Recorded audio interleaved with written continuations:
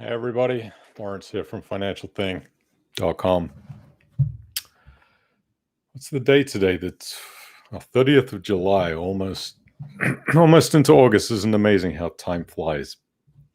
Nice to see everybody here. As always, we're going to be doing the weekly wrap-up of the week's peer-to-peer lending news, and also going to go through the rest of the top 5 list today, the pros and cons for investing through Assets Capital, Cufflink, Octopus Choice, and if we have time, do a little pros and cons investing on Unbolted, and also their new investment platform, which is called OneStep.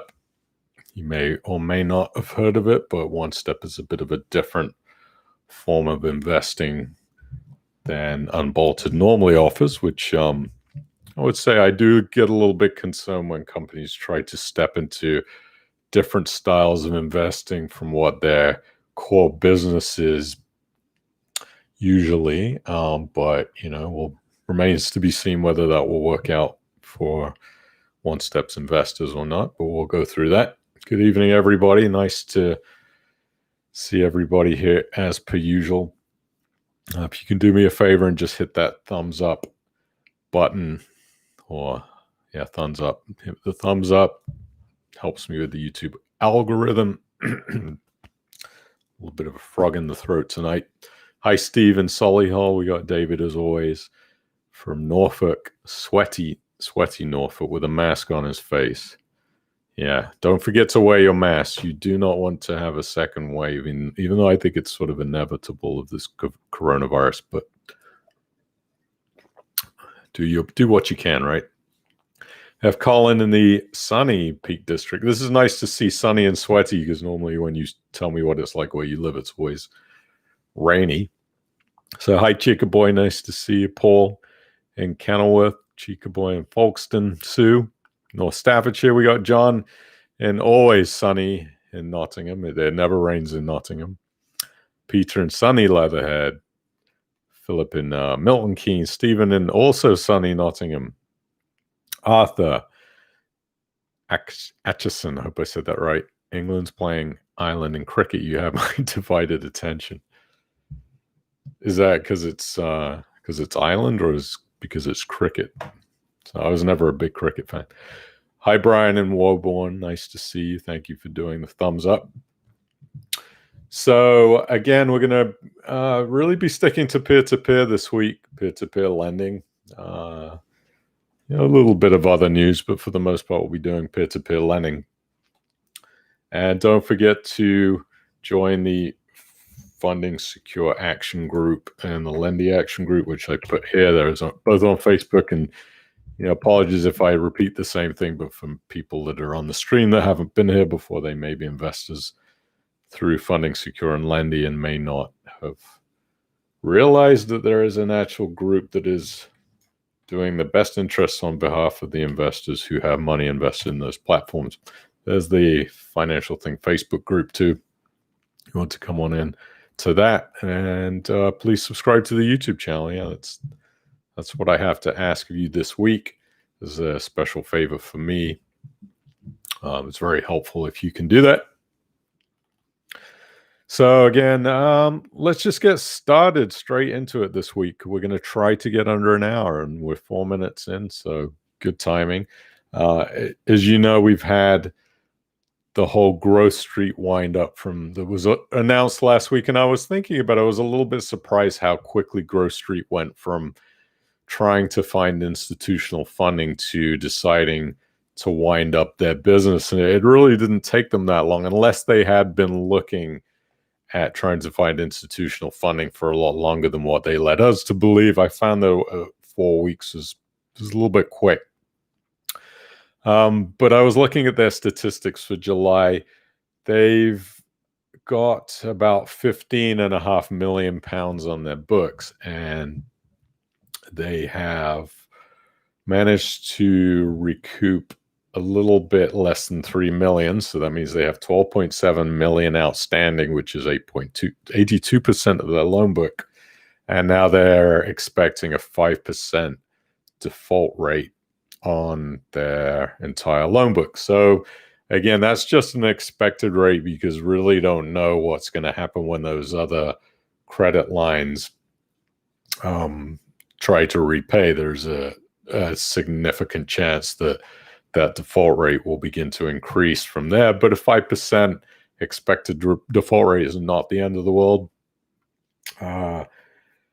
Do I think, again, that Growth Street is going to do their best to pay back investors? Absolutely. I completely do think that.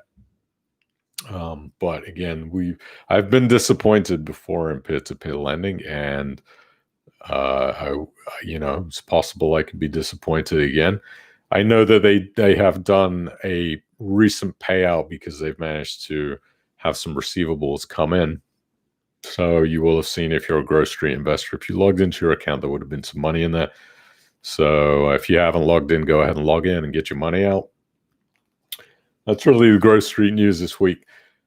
We've had Zopa has announced its interest rates, and as I predicted last week, they are pretty low. Starting 1 year fixed at 1.1%, going all the way to 5 year fixed at 1.6%. It's really nothing to write home about. Certainly nothing that I'm really interested in. I just don't think that it's worth tying up money in Zopa for a year fixed rate for 1.1% when you can go to the NSI and get rates that are similar. For instance, Access, not to say that those NS&I rates will remain the same because they can fluctuate.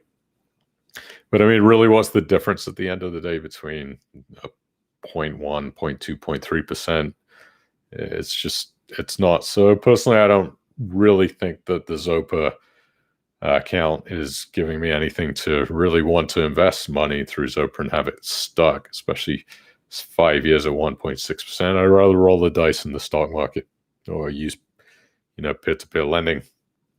You can go to LoanPad, score yourself over 3%. Yes, it's riskier, but you're also getting twice as much money in interest as you are within Zopa, and you have possible access to your money. Whereas Zopa, you don't have that. One thing I do like is they do pay their interest monthly rather than annually, which is one thing. And also, the last couple of days, we've seen Zopa has announced that they will once again be reducing rates on newly invested money through their peer-to-peer lending, going from 3.5% in the core product down to now a targeted range of, let me rephrase that, average target rate now of 3.5%, projected range 2.3 to 4.3%, and Zopa Plus target average of 4%, and projected return range of 2.4 to 5.6%. Again, none of that really excites me at all. I've been sort of withdrawing from Zopa for a while. Just don't think the risk is worth the returns anymore, what Zopa has to offer, and they just seem to be constantly cutting the rates. Doesn't really make it an attractive place for me to put money. So yeah, not too excited. And the rates were exactly what I thought they were going to be on the savings. I thought maybe a little bit higher than 1.1, but I was thinking maybe 1.3. So that's your Zopa news. RateSetter Access account has really been sort of stuck over the last few days. I have seen absolutely no movement in the Access exit cube.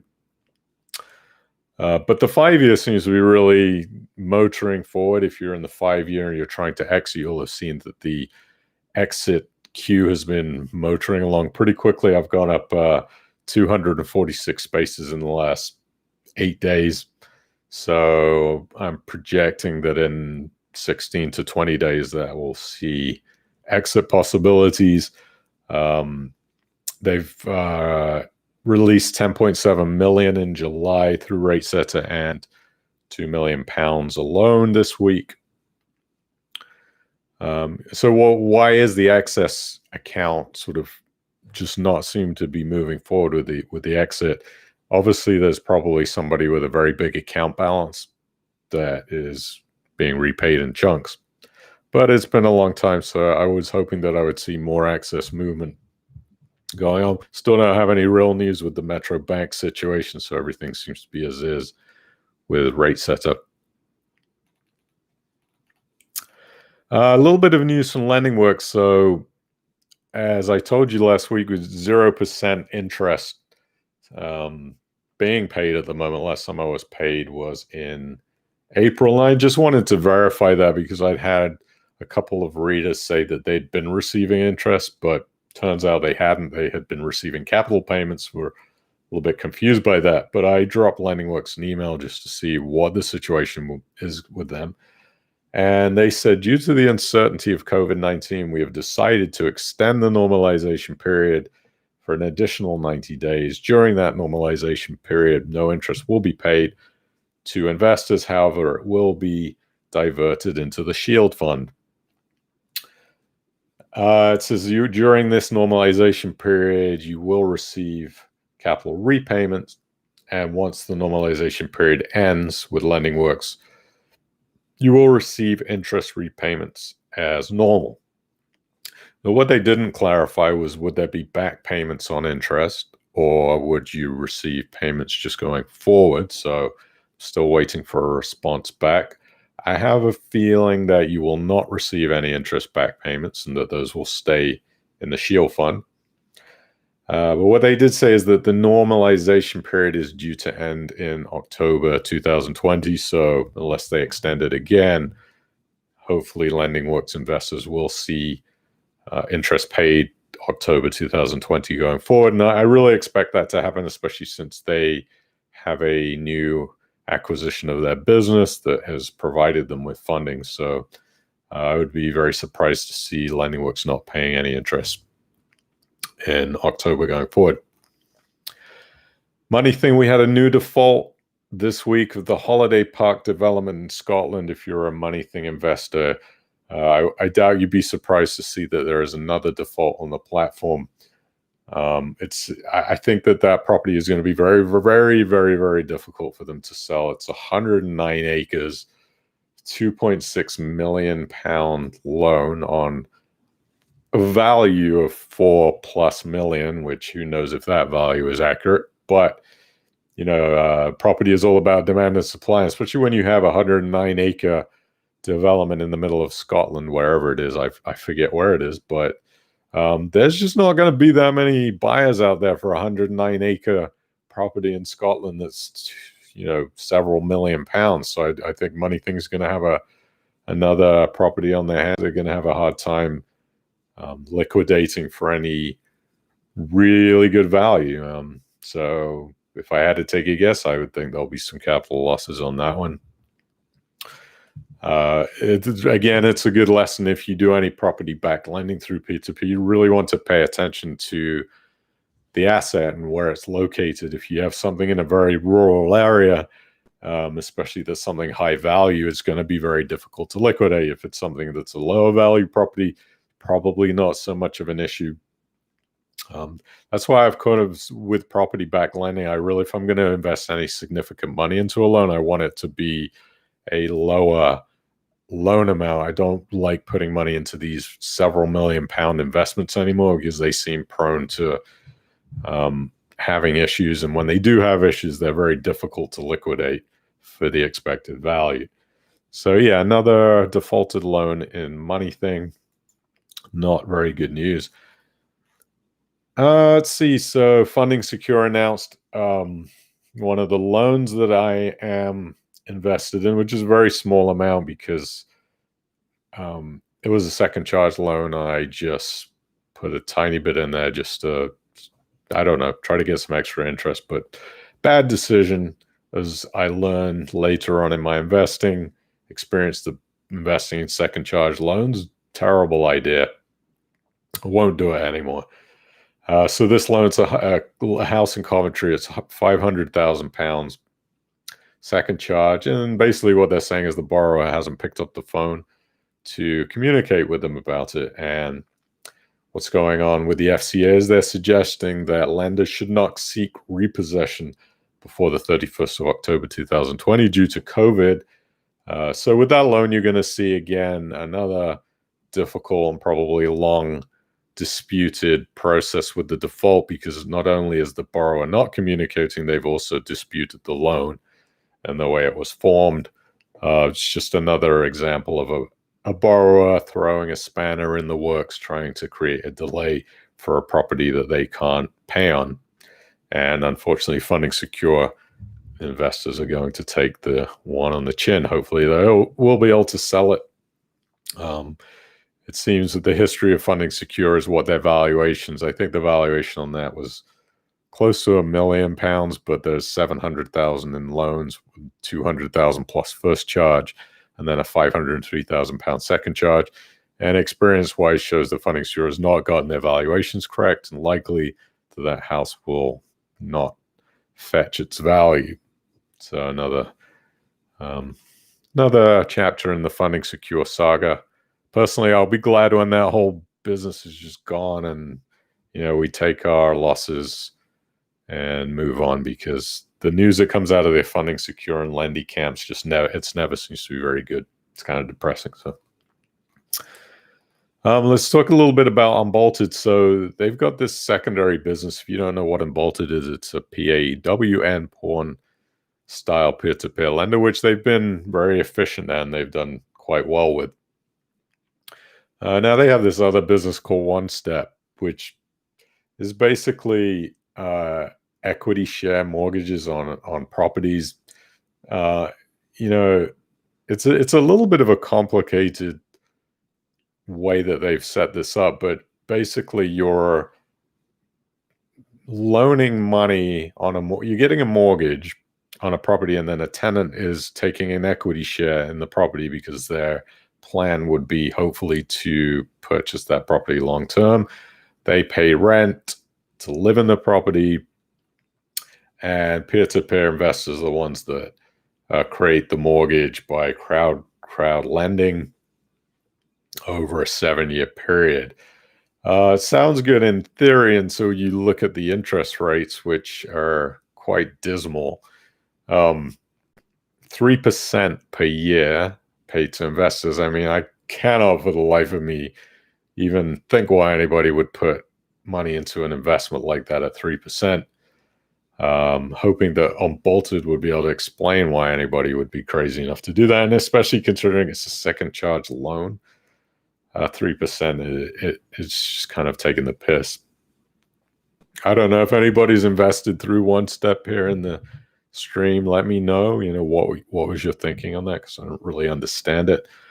What they do again is shared equity loans. So a shared equity loan is a loan on the property where you share the equity with the tenant. And it's not a very common investment vehicle, but One Step, I think, thought they could make that work as some kind of peer-to-peer crowdfunding model. I don't know. I mean, again, it makes me a little bit concerned that Unbolted is sort of swaying into a different business model, even though the two businesses are not connected. But, how does that work for them? And does that have an effect on their other business? If that one fails, One Step, and doesn't do well, is that really going to be beneficial? I think they said they take a 0.75% platform fee on the investment, but again, it's not really a lot of money. So how is One Step profitable? I don't know. So with a shared equity loan, so unlike a regular mortgage on which the repayment amount is fixed, the amount due on a shared equity mortgage depends on the property value. So it can actually fluctuate, but I'm probably not going to be looking really any further into One Step because it just doesn't seem attractive at all. So Blend, they had a good month, 1.6 million pounds of loans funded in June, which means they're still writing deals. They seem to be very optimistic. Again, good communication. Downside of Blend, you got a £1,000 minimum investment in Blend, which is going to be high for some people. But I still like Blend. I think they're on doing some good lending and property acquisitions. And LoanPad, again, is just kind of running along steady. Their LoanPad loan book decreased by a little bit down to 32.7 million. It was a little bit dropped from last week, about $500,000 down. Average loan to value 29%. They continue to increase their investment amount of lenders by about 30 people a week. And now they've got the still one defaulted loan, 3 overdue loans, and nothing has really changed. They still have access times advertised as less than 1 day. So again, if you are looking for a place that you want possible access to your money, LoanPad would be one of them, but please, bear in mind that that's never guaranteed. And as we've seen again and again in peer-to-peer lending, that access times can change, overnight or in a week. If there's a run on the money, if investors get cold feet and everybody tries to head for the exits, then those exit times can be changed or frozen completely. So last week we did a top 5 wrap-up of LoanPad, Cufflink, and Assets Capital. Actually, I don't think we did Assets Capital. We did just LoanPad and Cufflink. So the next company that's on my top 5 list is Assets Capital. Some of the pros for Assets Capital is they have a very good website security, and that may not sound like a big deal, but if you look at what's happening in the cyber world and within security, I do really like the fact that Assets Capital has this really good 2-factor authorization. So when I log into their website, it pings me on the Authy app, and I can approve to get onto the Assets Capital website or deny it. And then once I hit approve on my phone, it logs me straight into the Assets Capital website. I really appreciate that. I haven't really seen that in any of the other companies doing that, so I appreciate that. Another thing I like about Assets Capital is loans are amortizing. Some of the peer-to-peer lending companies will give out loans that do not amortize. Some of them pay interest every month, but the capital doesn't get reduced, and some of them just pay out capital and interest at the end of the entire loan period, which could be a year. A good thing about amortization is that you actually reduce your risk. The more that the loan balance starts to decrease, the loan to value starts to decrease. And if that loan runs into problems, now you have a lower loan to value, and that's a good thing for investors. And we've actually seen that with Assets Capital. Some of the Assets Capital loans have definitely fallen into trouble and trading has been suspended, but on some of them, and a good amount, the capital reduction has been quite significant. So those loan to values are nowhere near as high as they used to be when the loans were first originated. So when Assets Capital goes after the defaults and the recoveries, now they don't have as much to recover to repay lenders. That's not to say that Assets is not going to experience bad debt, because they will, and there's always the chance of capital losses. We've seen it with the wind turbine loans that I, unfortunately, being rather green, decided to invest in, and those have definitely run into trouble. But and I probably expect to see some kind of capital loss with those wind turbine loans at some point. How much, I don't know. I didn't have a significant amount because I always spread my lending out amongst a lot of different loans in Assets Capital. But the amortization of the loans, the capital reduction, does really help. And also a lot of the loans are secured by property. So that's a good security to have behind a SME or small or medium enterprise loan. Another pro Assets Capital, we've got the upcoming secondary market for access accounts. So if you decide that you want to be able to try to get out of your access account loans, they're going to have a secondary market for that. It's still kind of unknown to how effective that's going to be, because there is going to be the ability to mark up loans and try to sell them for a profit, and also the ability to discount. I think in these times, having a ability to mark up pieces of access accounts is just probably not going to result in much happening on that effect, unless I just can't see anybody wanting to pay premiums for peer-to-peer lending loans at the moment. But, on the other side, if people are offering them for a discount, it could be an opportunity for you to get into Assets Capital further than you are now, and also to pick up some loans for better deals. I think the Assets Capital as a Pro definitely has a strong underwriting and default recovery team. Again, defaults are not always going to be successful. There's going to be times where they've written loans that they're going to have problems recovering, but I do like their underwriting team. They do stress testing on the loans to make sure that everything is proceeding as it's supposed to be. You have another pro with assets. You got the QAA sweep function on the quick access account, which is not quick anymore, but if you have idle funds, they automatically get swept into the QAA account. So you get interest on money that's sitting around doing nothing. I think the Assets Capital has very good transparent loan information, again, and that includes the monitoring and stress testing of the loan. They do provide a lot of information on their loans. Now, if we look at the negative sides of Assets Capital, because of course every peer-to-peer lending company has negatives. Personally, on my own account, I have about 17 out of 53 of my loans, which are either, I would say, in trouble or in default. Again, 4 of those loans are the wind turbine. So if you count that as one, then I'm sort of down to 16 out of 53 loans. But, the good thing is most of the loans that I'm having difficulties in my portfolio have been reduced capital value down because some of them are quite old. So the loan to values have decreased a lot. But yeah, I would definitely like to see far less than 17 out of 53 loans, paused right now. Some of those also due to what's going on with COVID, forbearance, and things like that. So I'm really not surprised that it's that high, but hopefully that will reduce as time goes on. Not a fan on the con side of the 0.9% annual management fee. That, again, hopefully is going to be temporary. It was introduced because of COVID for the Assets Capital to generate extra revenue.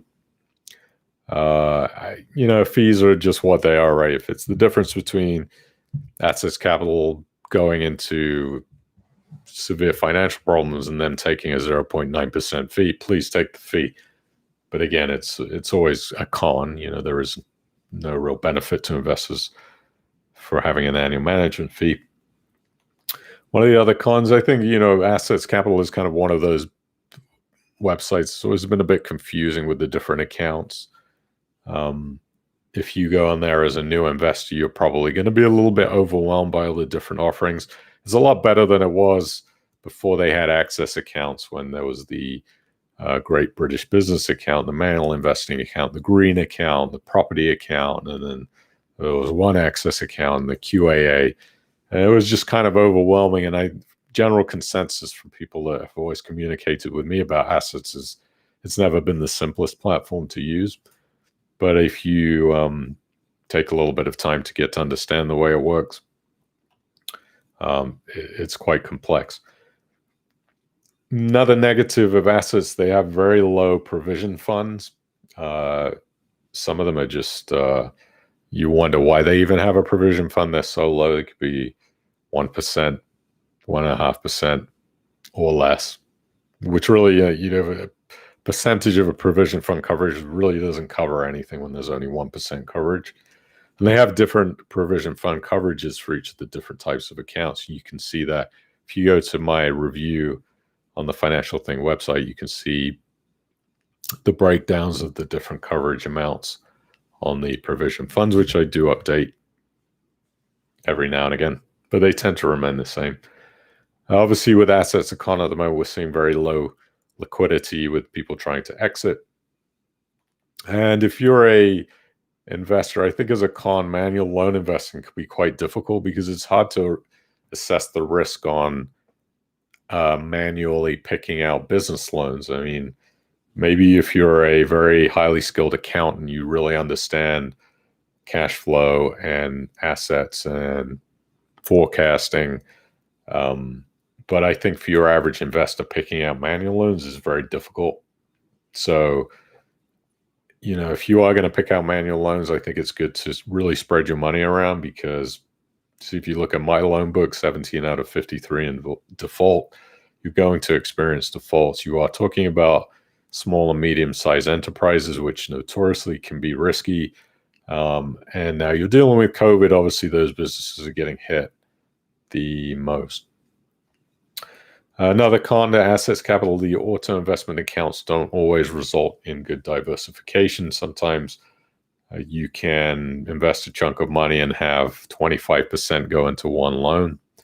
And there's no way to set that allocation amount. There's some of the other peer-to-peer lending companies allow you to say, I don't want more than 5% to go into any one single loan. Assets doesn't do that.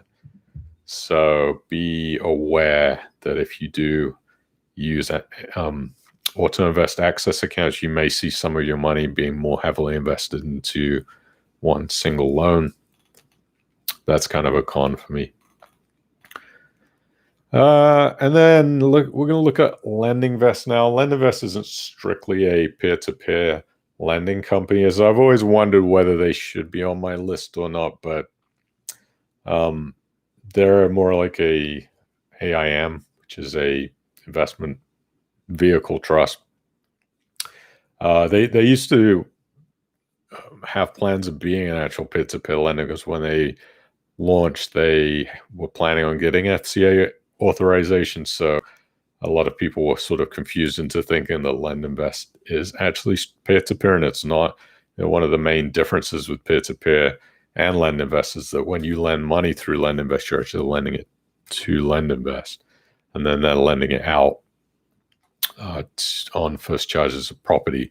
So there's an important thing to know about that. I'm not too concerned about LendInvest and the way that they do things, because I think we've come to understand that the stability of the business is really highly important.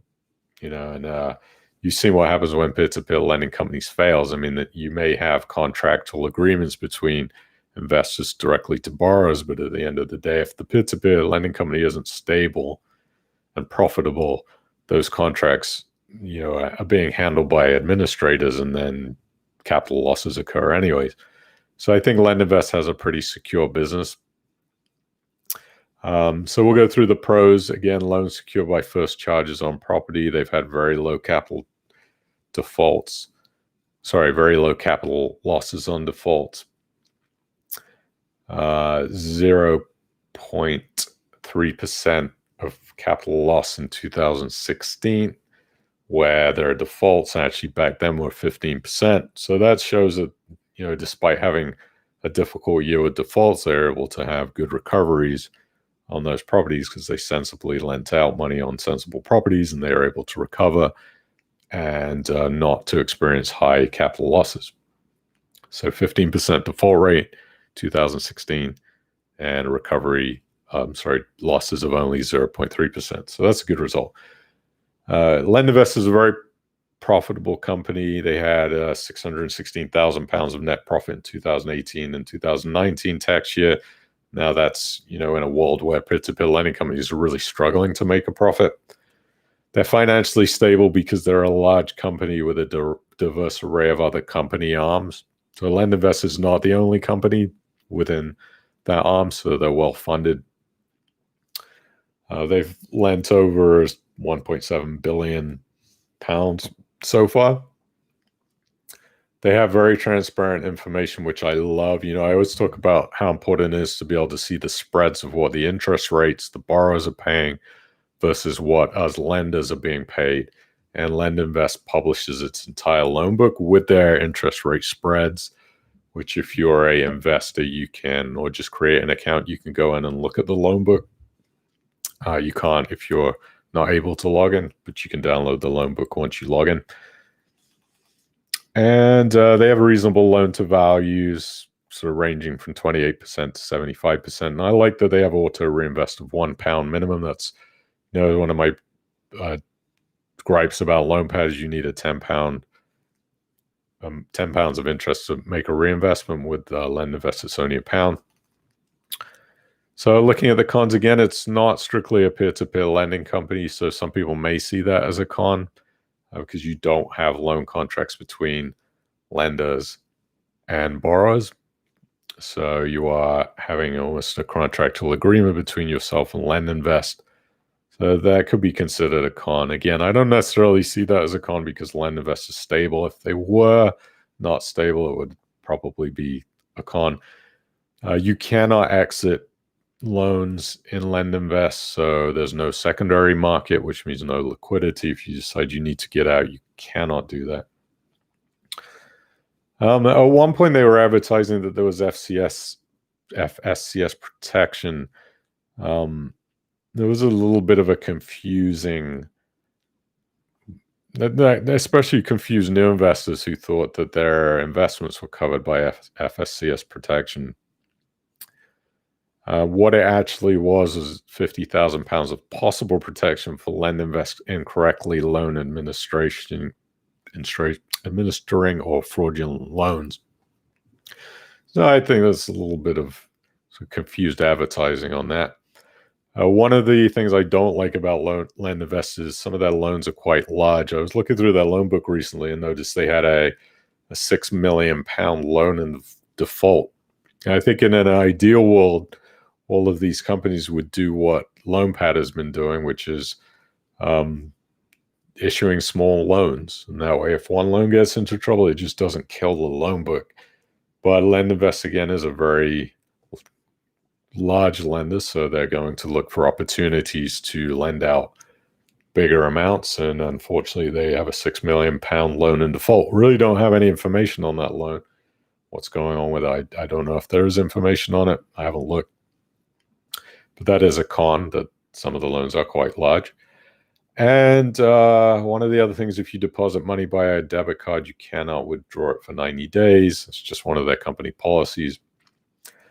They do have low interest rates on some of their bridging loans, which 5% on a bridging loan. You got to wonder, is that really worth it? Is the risk reward worth it there? So the interest rates can be quite low.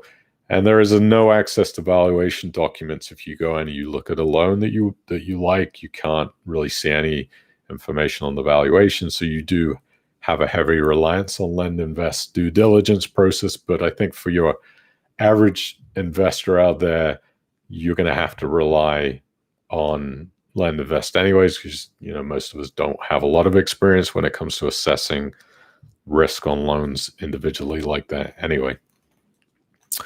And last on the list, again, this is number 5 on my list, Octopus Choice. I really like Octopus Choice. I've been to their offices, sat down with Caroline, who showed me around, gave me a really cool tour of the entire Octopus business and the several different floors they have of their businesses. If you can look on the YouTube channel, I posted the video. Unfortunately, I think they told me I had to take the tour down. There was something to do with compliance, but there is a question and answer with one of Octopus Choice's executives up there. So I felt really good about Octopus Choice. Unfortunately, they've frozen investing right now, so new people cannot invest through Octopus Choice. But I leave it on my top 5 because number one, I'm invested through there. Albeit a small amount. I was actually planning on investing more, but then COVID hit and they froze it. But I like Octopus Choice. Obviously, they have loans that are secured by property. At the moment, if you're an investor with Octopus, you're getting a rate bump, which went from 4% to 5.5% because they removed the platform fee. So that's a nice little bump in interest. They have very reasonable loan-to-value ratios of averaging of 60%, which is good. Octopus invests 5% of their own capital into each loan, so they've got skin in the game, which I absolutely love. Always said that you look at companies that have skin in the game. I think it's important. Definite plus. Cufflink, LoanPad, Octopus Choice. Sorry, not LoanPad, but LoanPad's borrower has skin in the game. So an Octopus Choice has 5% skin in the game, and every loan they have a transparent loan book which shows borrower interest rates, which again, they're very transparent about the interest rates which they're charging borrowers. Last time I looked, their highest was 8.99%. So not terrible spreads. Loan book average 64% loan to values based on 180-day sales values on their properties, which is great. They're a very, very financially stable company, from what I could tell. They're debt-free, which is awesome, and they're profitable. And then they're part of the much larger Octopus Group, which is an energy, healthcare, investment. They have a managed investment company, which I think they have over £1 billion under management. So they're under an umbrella of a very good financially stable Octopus Group, which I love. Lender dashboard shows the information on every loan you're invested in. The website's incredibly easy to use. Before COVID hit, there was a zero fee exit if it was available, which it used to be quite liquid. So you could get out of your loans if you were able to for a 0% fee. They have auto diversification. So once you put money in, it got spread across different loans. And the loan diversification increased over time. So the longer you're invested, the more loans you're invested in. Octopus Choice, again, zero debt. They made a post-tax profit of £2.1 million for the year ending April 30th, 2019. So very well run. What are the cons? Pre-COVID, the percent returns were low. You were talking about 4%. Not great, but again, you have to look at risk versus reward. The risk I see in Octopus Choice was markedly lower than a lot of other peer-to-peer companies. A little bit of my money is tied up in defaulted and late loans. So obviously that's kind of a standard thing across peer-to-peer lending. But what happens in that case? So if 10% of your loan portfolio was in defaulted or late loans, you weren't able to remove that 10%. The other thing I don't like about Octopus is the loan book doesn't detail property type or address, so you don't really know anything about the loans that you're investing in, other than they put the postcode in there and the percent interest that the borrower is paying and the valuation, loan to value.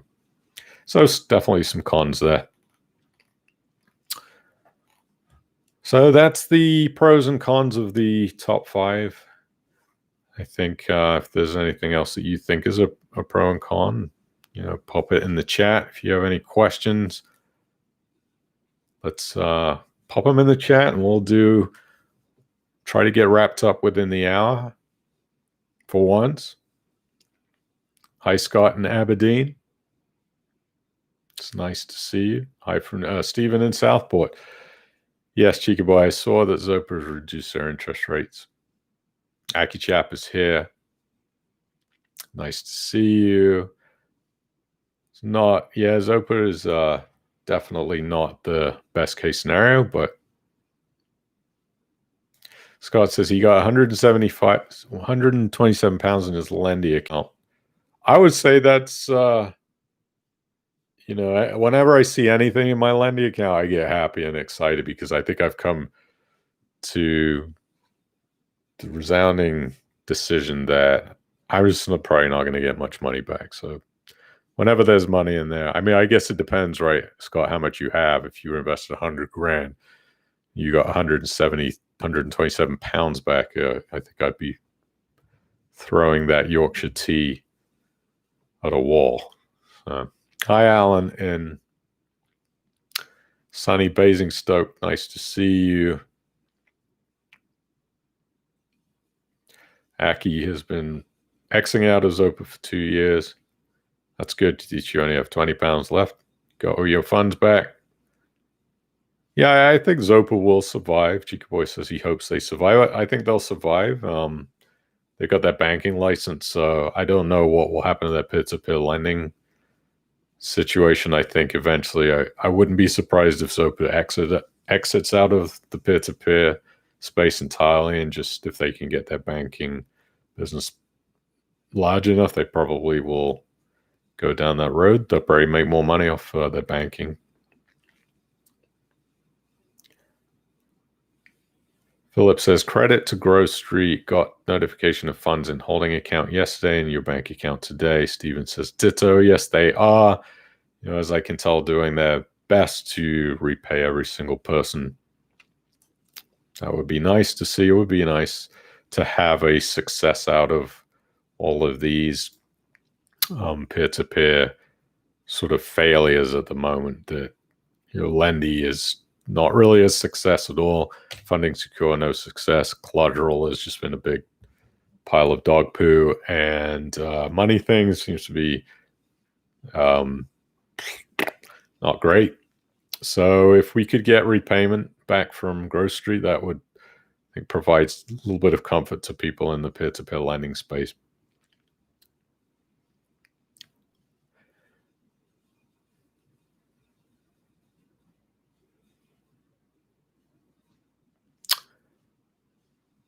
Let's see. John Day said, "Oh, by the way, I missed. Did I?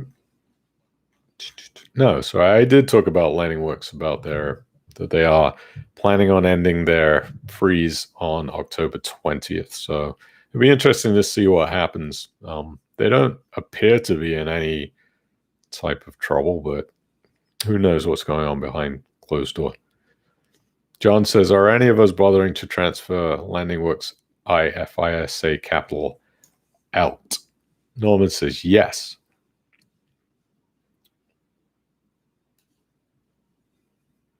Brian said, "The Money Thing property was supposed to be a holiday park. It folded just as the age of staycation has arrived." Yeah, it's really bad timing. I think it's still going to be very hard to sell that. No matter what it was designed to be, selling 109 acres of land with a expensive building on it is going to be difficult. Keith says, "Why does it take so long to get invested in Unbolted?" Well, the reason being is because they're using an auto invest system. I think there is a manual invest possibility, but most people are on auto invest, and there's just the loans are not particularly high amounts. You're talking about, a lot of gold and jewelry loans that are $1,000 to $5,000, and when you have a lot of investors on auto loan invest, you're just not going to get too much allocated to you. So that's why it takes a long time.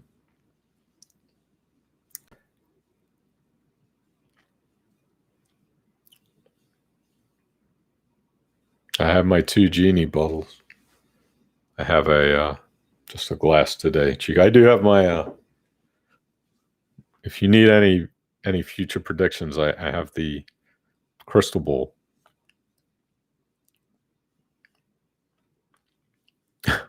Oh, you're talking about the lamps. They're actually a boat. They're port and starboard oil lamps. Chicken boy, not G, but they do, I guess, look like genie lamps. I've tried rubbing them a few times, but no genie comes out. It was an interesting thought when you said that. I thought, what if there was a genie, which of course doesn't exist? And the genie gave you one wish.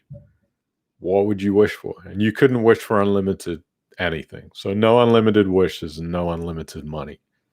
What would your wish be? This is going to sound very kind of sickly, but I would actually wish for me to be the only person that knew the science behind curing cancer. So reason being, it was number one, I would be able to create a company to provide cancer curing to hospitals. And two, having a bit of a personal connection with cancer because my dad died of cancer. So instead of saying, I would wish for $100 million or $1 billion, if I had that cure for cancer, then I would be able to do good with it and also financially do a lot of things with money made from a business like that. So, because I've always had a sort of a heart of wanting to help people, and being able to have access to that kind of cure would be amazing. One thing I would be scared of is that the pharmaceutical companies would probably kill me before I ever got a chance to put that cure out there. So that's a conspiracy theory, but I believe there's a lot of drug companies that don't want cancer to be cured because the chemotherapy companies make a lot of money off of that. Interesting question, right? What would you wish for if you just had one single wish?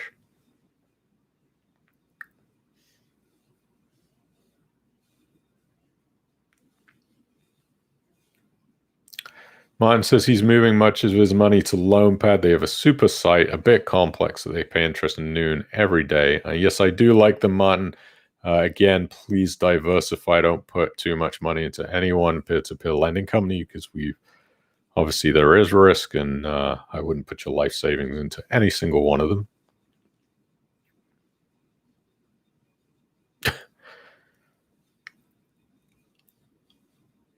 Norman says, below the slow take-up on CW. CW, maybe you mean CP, crowd property. Martin, that is not a cannabis plant in the back. It's a fake plant. Steve, you need the CD played. I'll think about it. I don't know. I can't play the CD anyways. I don't have the capability to play music. I'm still waiting for these new iMacs to be introduced that they supposedly are coming in the next month, 2 months. And then I'll have capabilities, like I said, of being able to bring guests onto the stream and to do screen sharing and all kinds of cool stuff. So, but I will not be playing the CD tonight.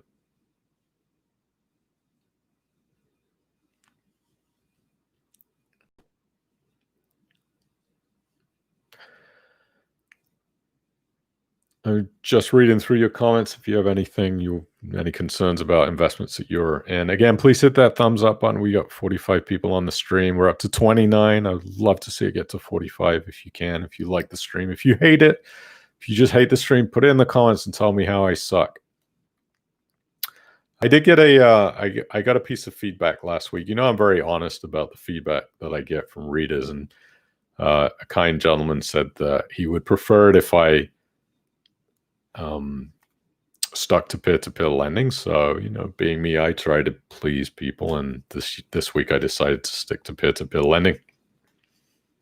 So, but I was nice that he told me, he didn't like that part of the stream where I talked about other things, but I definitely will be talking about other forms of investing. But this week was peer-to-peer. Alexander M said, what do I think about Propland? I actually like Propland. I went to visit them January in 2019. I can't remember what month. And I had to sit down with the team. I thought they were very experienced. They tend to invest in income-producing properties, commercial properties and things like that, and sensible loans. Again, I haven't invested with them myself. I did try to invest through them, but I had a little trouble getting my account funded and just got busy and didn't follow through with it. But from what I initially saw about Propland, I thought it was okay. They would be on my list of companies that I haven't invested in yet that I would invest in. So Crowd Property was on that list, and I invested in them a few weeks ago. So I just shoved a small amount in. I always do that at the beginning, by the way. I don't care, how good I think a peer-to-peer lending company is now. I will only invest a small amount to test it. I did that with Crowd Property. Put in, I feel like £1,000 just to start to test it out, and it got lent out. I think all of it is lent now. It took about, I went in the middle of June, so a little bit over a month. But yeah, if you're going to have a high balance in Crowd Property, you're going to have to try to get the manual lending allocations, which will be difficult because you're going to have to smash the keyboard mouse key to invest and try to get some. But yeah.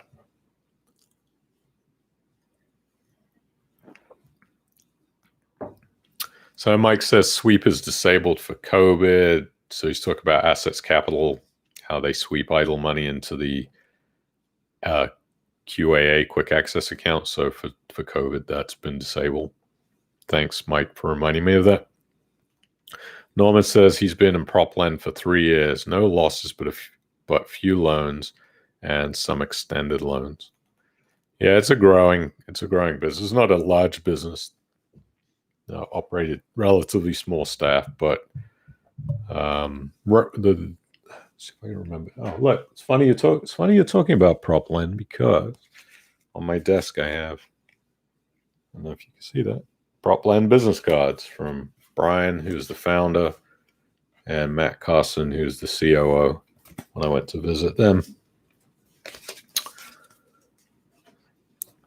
So I liked what I saw. I think, again, every peer-to-peer lending company has pros and cons. Propland is the same. Thank you for the kind words about the lighting. I'm really trying to improve it so it looks a little bit nicer. Alex A says the AC secondary market is incredibly slow. Yeah, I think all secondary markets are going to be slow right now. I presume, are you talking about, Alex, the Access secondary market, which I didn't think had been launched yet, but I haven't logged in this week to check. I am not a wizard, Chica Boy. I wish I was. So Landlord Invest, been with them for 3 years with no problems. Yeah, I've had a few people ask me about Landlord Invest, and gosh, I've looked at so many peer-to-peer lending companies, but what I think I remember about them was that they did not have a very big loan book. Could be wrong about that, but the time I looked, I thought it was only about 12 million, but maybe I'm not right about that. Just on their website, I'm trying to find their statistics. Oh, here we go. Yeah, so their loan book's actually less than 10 million, 9.7. So they only lent 3.3 million in 2019, 2.3 million in 2018, and 3.6 million 2017. So whenever I'm looking at companies, I'm always trying to think about how is that company going to make a profit, and I just don't understand, when you have a small loan book, how over a long period of time you're going to really turn a profit to keep that company going. So right now, yeah, the loan book's 9.7 million. They've had a good amount of capital repaid. It seems to be a 10.7% average interest rate, 842,000 earned by investors, but you're talking about almost 4 years. Secondary market sales, 2.8 million. I don't know. Those numbers really don't excite me. I mean, there's a lot of salaries to pay. So I do think about that, with the long-term survival of companies. That was one thing I do remember about Landlord Invest.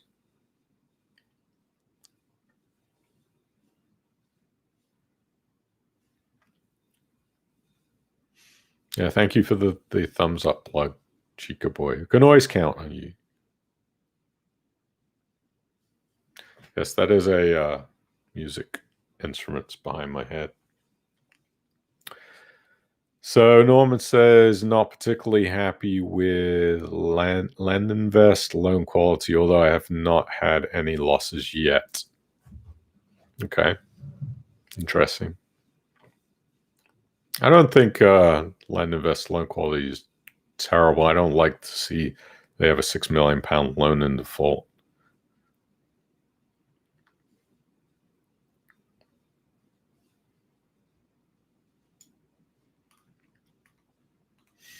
Thank you for the kind words, Chica Boy. That's nice. I don't think I'm the best TV. Better than TV. I mean, Love Island is pretty good, right? No, I'm just kidding. Don't watch Love Island.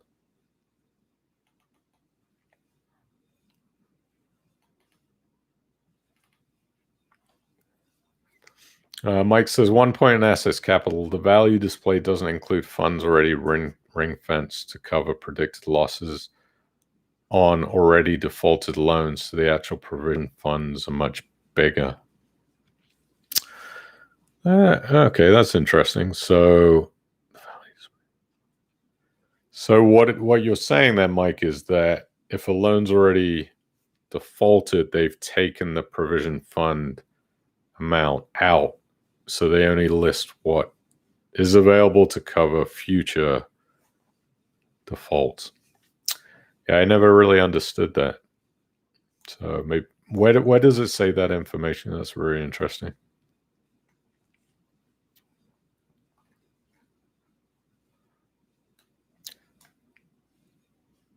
Oh God, we already went over now. Let me.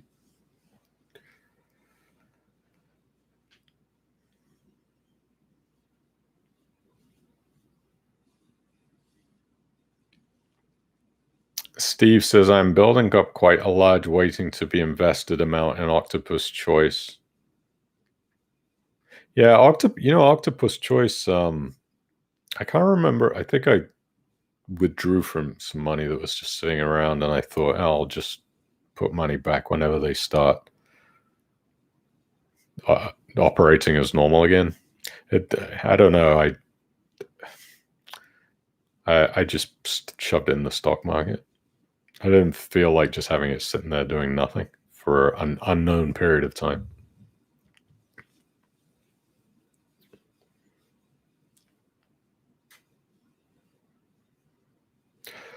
Mike says all peer-to-peer platforms should now be showing the spread. It's an FCA requirement. Octopus Choice led the way on that one. Yeah, I don't know that they are, Mike. I don't know that everybody's showing the spreads. I don't think the last time I looked, Cufflink wasn't displaying the spreads. But I'm glad to hear that was a really good result for investors to be able to see how much borrowers are paying on interest rate, because it really allows you to assess risk in some ways. I mean, obviously the interest rate doesn't tell you everything, but you want to know if a borrower is paying 16% in interest, that likely the risk with that loan is pretty high.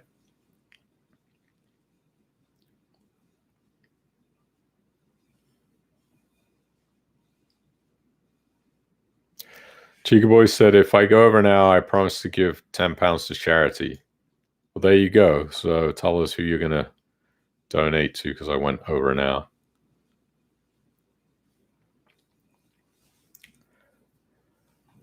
Brian says, I can pay down a big slice of capital on 2 buy-to-let mortgages. Buy-to-let fixed rate is 2.39% until 2026. Monthly payments $400. Should I redeem or keep cash during these uncertain times? That's a difficult question to answer, because I don't know what your financial situation is. If you have a job, or you're retired, or you're sitting on a good amount of cash, I think that everybody should have an emergency fund of cash of I used to go off 6 months. I would say maybe 6 to 12 months now of all your monthly expenses. So if your monthly expenses are £2,000 a month, you probably want to have access to £24,000 in cash, just in case something happens to your employment situation. Obviously, if you're retired, that's completely different. But there's two schools of thought to that. There is, you could invest that capital. Depends when you need the capital back. If you think you're going to need it within 5 years, I wouldn't invest it. But if you don't need it for 5 years, probably just want to invest that money in some vehicle, because you likely are going to be able to make 2.39% plus in the long run.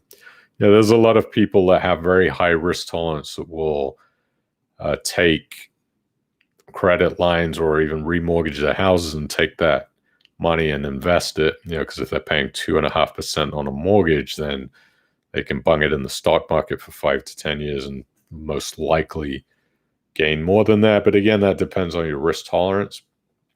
I'm sort of a little bit risk averse to that, so I don't know that I would do that. I would consider maybe doing it with a portion. So let's say you have monthly payments of £400. I would probably take half of that and invest it, maybe pay off some of the capital on your mortgage. But I mean, I think the thing about mortgages is, if you can keep the cash to pay it off at any time, if you were to run into trouble and you have let's say you owe 100 grand on a mortgage and you're blessed to have 100 grand in cash aside of what you can invest.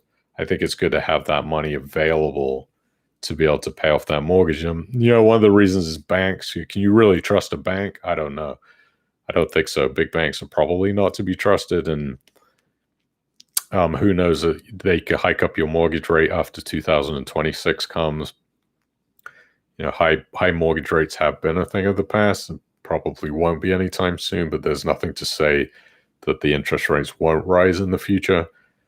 So I think it's always good to be able to have the option to be able to pay off a mortgage, especially if you ran into trouble. Or it's nice to know that your mortgage is paid off, that the bank can never take it from you. Ask anybody that's lost their job and it's not been able to pay a mortgage. Again, Brian, depends on your financial situation.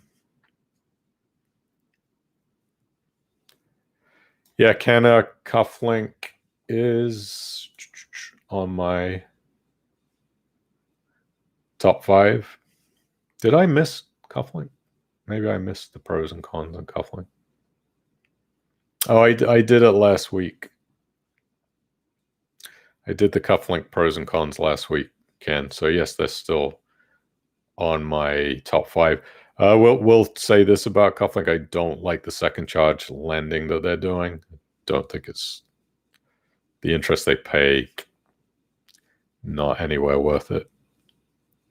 But yes, I still like Cufflink. You can watch last week's stream. I do go through the pros and cons in Cufflink.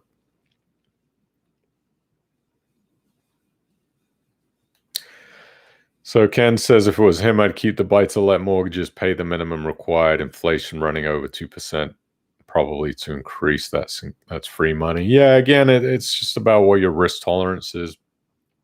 If you have a great job and you have great retirement income, then yeah, why would you pay it off at mid 2%? I wouldn't.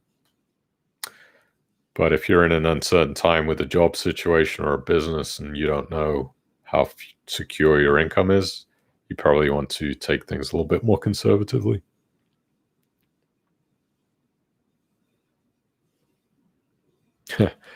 Alan says he wishes for a cure or a vaccine for COVID so he can travel again. I'm missing the track days. Ooh, Alan, I tell you, I watched the video of Bill Gates. He was getting interviewed, I think on CNN or Fox News, about this COVID vaccine that's being developed, and the interviewer said we've had 20% of people that haven't had side effects, and 80% of people that have tested with the vaccine have had some pretty severe side effects.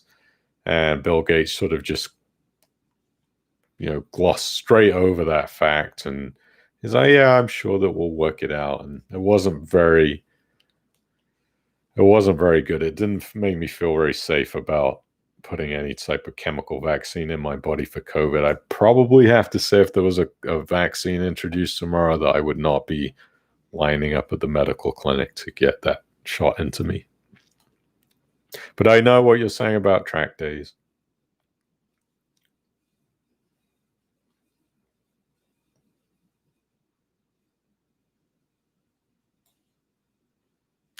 John says, on Bolted, average loan size is 6,500, excluding high net worth loans, but looks as if max needs to be at least 1,000 to get a moderate loan chunk. Don't really. Oh, so you're saying that the loan would have to be 1,000 or more to get a moderate loan chunk?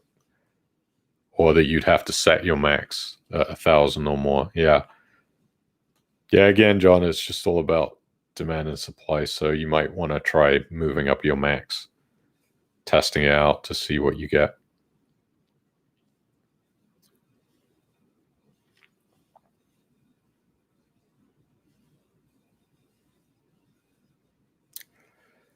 ES says, regarding last week, tea recommendation is Yorkshire tea for sure. You're one of the many that have said that. So, Aki, when am I coming back to the UK? Yes, there are still major restrictions in Florida. It's probably going to be stuck here until 2021, it looks like at the moment. Yeah, one of the other concerns too is being around family that, if I did fly back, I'm going to have this quarantine situation. So I'm a little bit uninclined to come back at the moment because I'd want to see the family and I wouldn't be able to. Well, I guess from a distance, but what's the fun in that? So we've been Skyping very regularly.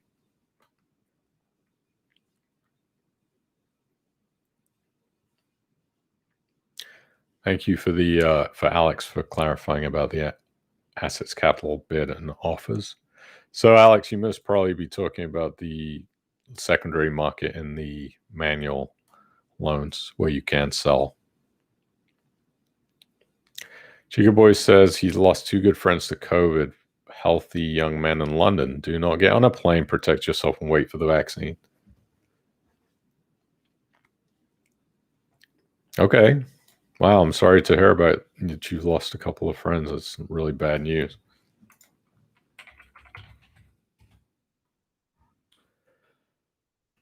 So you say, what are the cons of Propland? I think I think one of the cons I remembered is their loan flow is not particularly high, so they don't have a huge amount of new loans. So that'd be one of the cons. And I think they have a pretty decent minimum loan size that you must invest. But honestly, I have not looked at Propland in a while, so I can tell you next week, or if I can get on their website. I have to go through the pretty good security to get through. For some reason, I've got to pick out the pictures of the trucks on the loans on their website. So I'm looking at Propland statistic page. They've only written 6 loans in 2020, but they did 38 last year, 26 the year before, 20 the year before that. So 2019 seems like the loan flow was good, and this year, I'm sure down to COVID, they've sort of slowed down. Wouldn't blame them at all. And they've only had 2 loan defaults out of 102. So pretty good result. See if I can look at their frequently asked questions. Just, yeah, if you know what the minimum of Propland, how much it costs to buy one Propland, here we go. Minimum. Oh, okay. So loan investments are £1,000. I think they have auto lend too, if I remember. Maybe. Yeah, so that would be one of the negatives if you're a smaller net worth lender. You are going to have to put in £1,000 of each into each loan.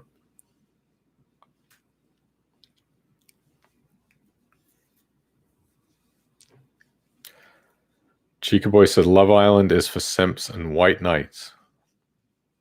It's also television, so probably half of it's not true. Heen, Heen. Still can't invest at Mintos after more than a year. I have existing loans being paid back from before they blocked UK investors.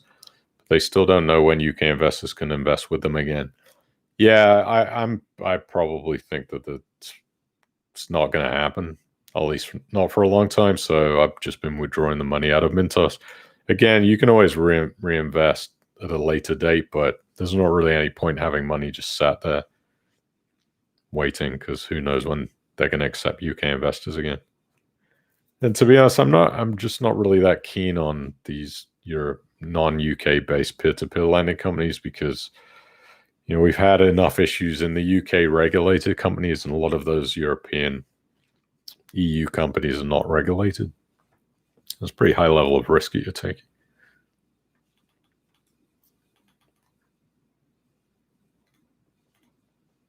Cheek Boy's giving £10 to Age Concern.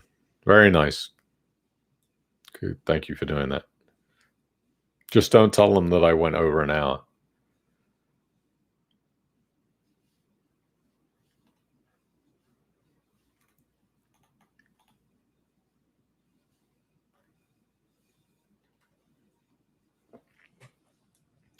Just going through the rest of your comments. See if there's anything else that you want answered.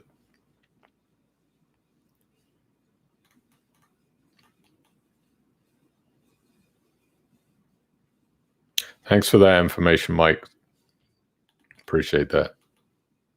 I'm going to add that into the information on the review because I think that's really important. I definitely missed that information. You have a keen eagle eye. I know I can get the real truth from you, Mike. Do you have any, Mike? Do you have any updates on what's going on with the Funding Secure situation? Is there anything interesting? Because I haven't seen really anything interesting or lendy.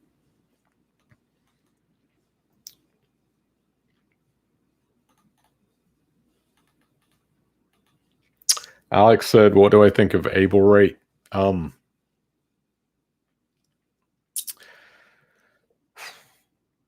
My gut tells me that every high interest, high risk platform that I have invested in the past has not succeeded. So my gut says that why do it again to try to get high interest rate payments on loans? I've also got money invested in a loan that still hasn't been recovered. It's been a long time. Having said that, I do like David. I think he does some good things. I just don't really like the high interest rate types of investing anymore. I don't have the risk tolerance for it because past experience has shown that those things are very difficult. When you're loaning money at 12%, that means the borrower is paying very high interest rates, and usually when interest rates are high like that, those borrowers are quite risky. So proceed with caution. John Day says, one advantage of Unbolted, a 13th century Bible loan tonight. Yeah, so John, I tell you what, I really don't like those types of loans because I've seen loans like that run into real problems because they're hard to value. I mean, they're only worth what somebody will pay. So you could get an independent valuer to say, yes, this Bible is worth £100,000, but what if you go to auction and nobody's willing to pay that, and the highest bidder is willing to pay 50 grand, no matter what they say it's worth? You could face a capital loss, and that's valuing something like a book is very, very based on opinion. I mean, how many 13th century Bibles are there? It's not like you can value it like you can value a house and look across the street. Well, the house sold last year for X amount, so this house is worth X amount. Books and antiques are very different, very hard to value, can be quite difficult to liquidate.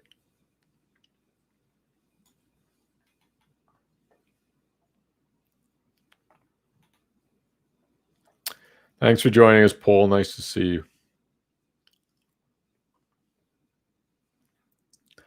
Alex, if I stay in Florida for so long, are you concerned to become a U.S. tax resident and get taxed on your worldwide income? No, I'm not concerned about that.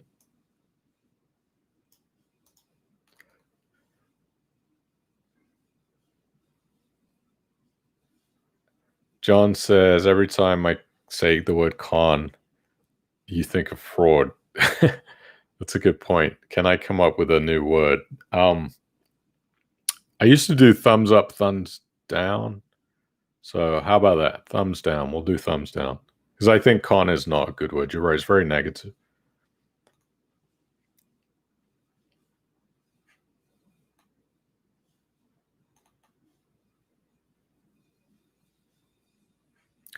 ES says, regarding Mintos, I'm hearing more negative remarks about it nowadays, wondering whether it's worth going in or not. Yes, I'm staying away from any European X the UK, just because of the regulations are different. Not the regulations are everything, but it's nice to have it versus not have it, I think. Because if you're not regulated, you pretty much just get away with anything. We've seen a couple of these Estonian peer-to-peer companies that have purposely been involved in fraud. And yeah, I don't see I don't want to take the risk myself. I'm not saying Mintos is a bad company. I mean, I've invested through them without any issues, but peer-to-peer is funny because the investment is good until it isn't, right? We've seen that with the companies that have gone under here in the UK. Everything was great until it wasn't great. So you're definitely taking a big amount of risk when you invest in peer-to-peer companies that are paying you 12% on loans. So my gut is no, I would not continue to invest in non-UK based. They may be fine. Again, for me, it's about whatever you're willing to risk. And once you get burned a couple of times, I think your risk tolerance starts to decrease. Mark Mason says nothing we're allowed to report for funding secure. Action should restart after the FCA ban on repossession is lifted in October. That's good. Thanks for the update. Mike says nothing on funding secure, not really involved. Landy, nothing new. Bit of a pause, waiting for the next steps in directions after hearing RSM fired the starting gun by filing. Nothing loan-wise recently. Thanks for the updates. And John says the Bible's loan-to-value is 60% with an APR of 39%. I mean, that's just so high risk. Just think that the borrower is paying 39% in interest, and the Bible's LTV is 60% loan to value. So that means that somebody's opinion is what that Bible is worth. I mean, yeah, I would stay well clear of loans like that. I just don't think they're worth the risk. Or put a little bit of money in it. If you put a bit in it, it's not the end of the world if it goes belly up, but I wouldn't put your mum's life savings in there for sure. Anyway, we're at 1 hour and 22 minutes, way too long this week.